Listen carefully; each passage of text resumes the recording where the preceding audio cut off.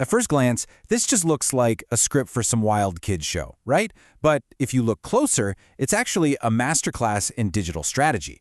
So today, we're going to deconstruct the SparkQuarkKids blueprint to show you exactly how they've built this perfect machine for creating viral content.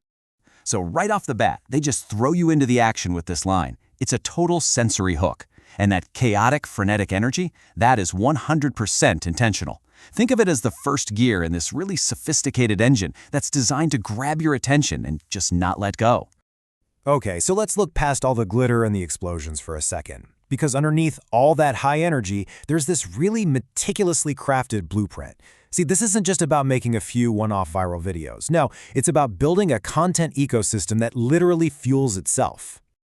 So you gotta stop thinking of this script as just a creative document. It's much more like a strategic recipe. It has these very specific ingredients, and they're combined in a really precise order, all to create this perpetual content cycle. So what's in this recipe? Let's break it down.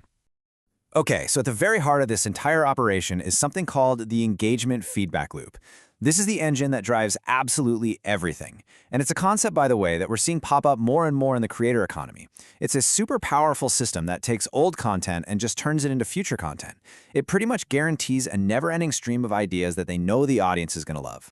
So how does this whole thing actually work? Well, it's a pretty simple four-step process. Step 1, they recap their biggest viral hits, which basically tells the audience, hey, you made great choices. Then Step 2, they ask viewers to vote on their old favorites and pitch new ideas. Step 3, they announce the winners, which is huge for making the audience feel heard. And finally, Step 4, they go and make the stuff the community voted for, which of course becomes the next wave of viral hits. And the whole cycle just starts over. It's just brilliant.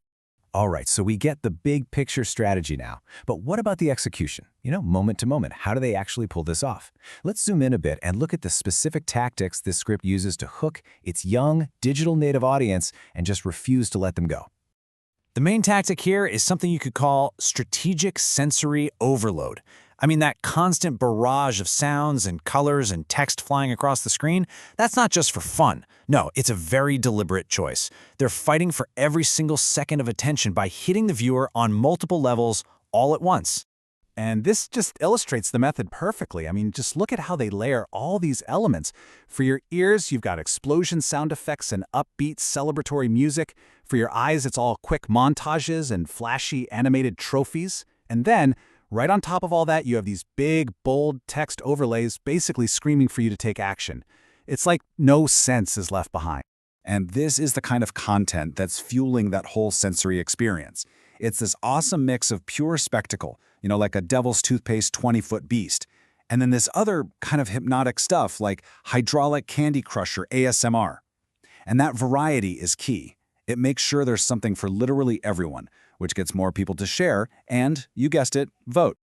Okay, and this brings us to what I think is the most important part of this whole strategy. All that stuff we talked about, the feedback loop, the sensory overload, that's all just a delivery system. It's the vehicle for a much, much bigger idea, turning passive viewers into active co-creators. This quote here, it's pulled right from the script, and it's basically their entire philosophy boiled down to just a few words. It's not a suggestion, it's a declaration. They're telling their audience, hey, this isn't my channel, it's our channel.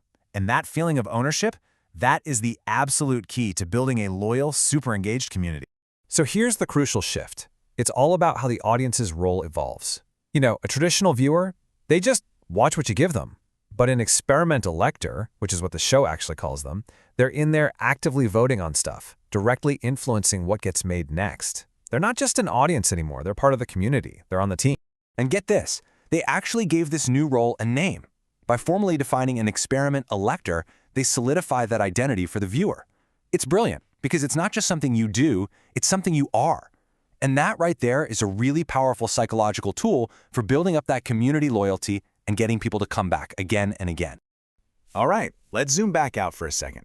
When you put all these pieces together, the feedback loop, the sensory tactics, and this really deep sense of community empowerment, what you end up with is so much more than just a successful YouTube show. You get this highly efficient, totally sustainable, and incredibly powerful content machine. So when you boil it all down, every single thing we've talked about so far is engineered for one primary goal: to drive interaction. And how does the script pull this off? through a relentless, almost overwhelming number of calls to action, or CTAs. Just look at this number, 9. In a single script that's probably less than 12 minutes long, there are 9 distinct calls to action. We're not just talking about like and subscribe here.